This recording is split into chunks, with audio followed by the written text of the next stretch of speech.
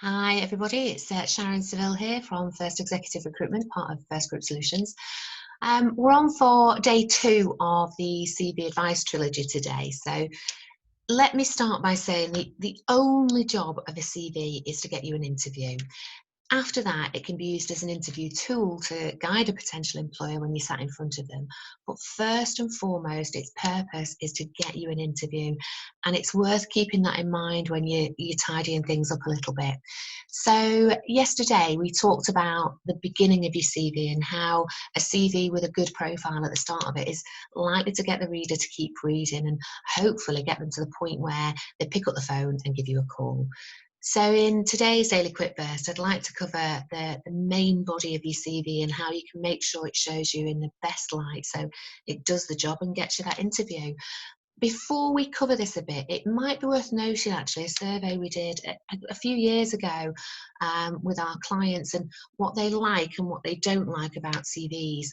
This has come from a number of end employers, and it's not what we think they'd like to see on a CV, it's what they've said they'd like to see or what they wouldn't like to see.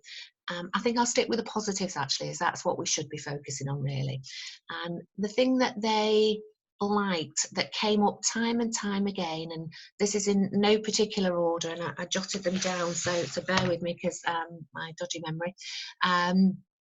They were things like easy on the eye. They want a CV that aesthetically is going to be pretty easy to read. They look for concise information.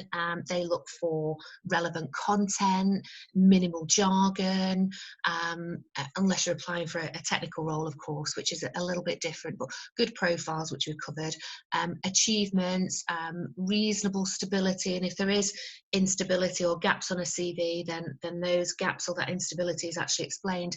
I think that was everything. I think it was. I jotted it down.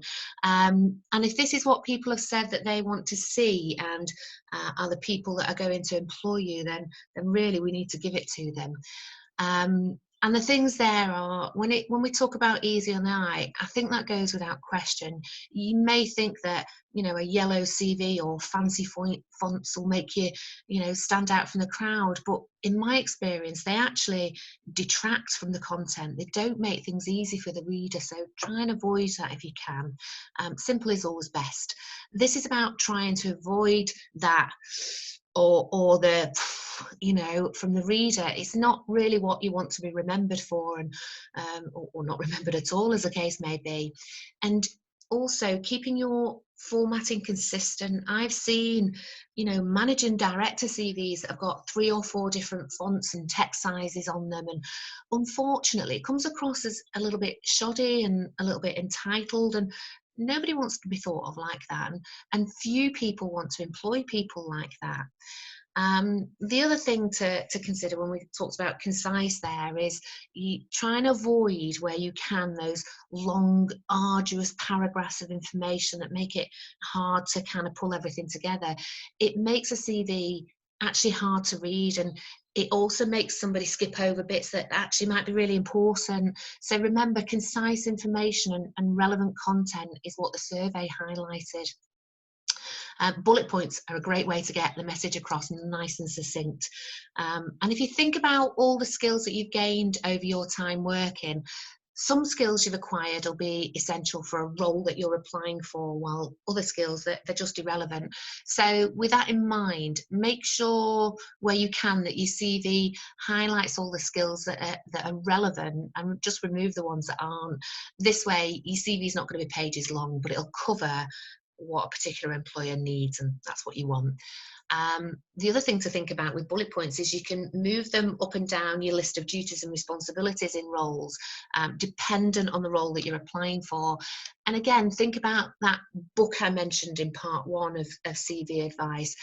Make sure that the reader carries on reading, and to do this, you get the juicy stuff out first. You get that at the top of the list. If you've got proof of achievements in certain roles, then get it on your CV, let the reader know about your success. If you've been successful before, the odds are you're likely to be successful again.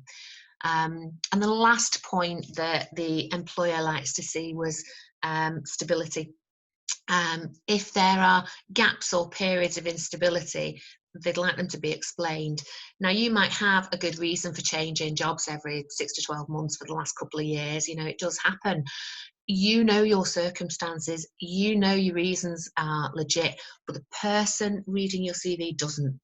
That simple. They just don't. So all they've got to go off is what's in front of them and nothing else. So don't give them the chance to raise that proverbial red flag. Let the reader know why. You can put reasons for leaving after each role. Keep things as positive as you can, obviously, without telling porkies. You can add a note under your profile to explain the gaps and the movement. If you've had lots of different types of jobs, you can explain that you wanted to explore, many work options before settling on one that you feel best fits you. Just try to remember that there are many ways you can make sure your CV says the right things and explains who you are and what you want and your character and your personality and what you can give to a role. And once you've nailed that, the odds of you getting that interview will be more favourable, and then you can wowsy the interviewer with you. And that's it really. I hope you found today's burst useful, and if you want more insight, watch out for tomorrow's CV advice about the end of your CV and how to wrap everything up with no loose ends in sight. In the meantime, and as usual, please stay well, stay safe, stay positive, and of course stay in. Thank you all, and I'll see you all tomorrow. It's Sharon Seville, First Executive Recruitment.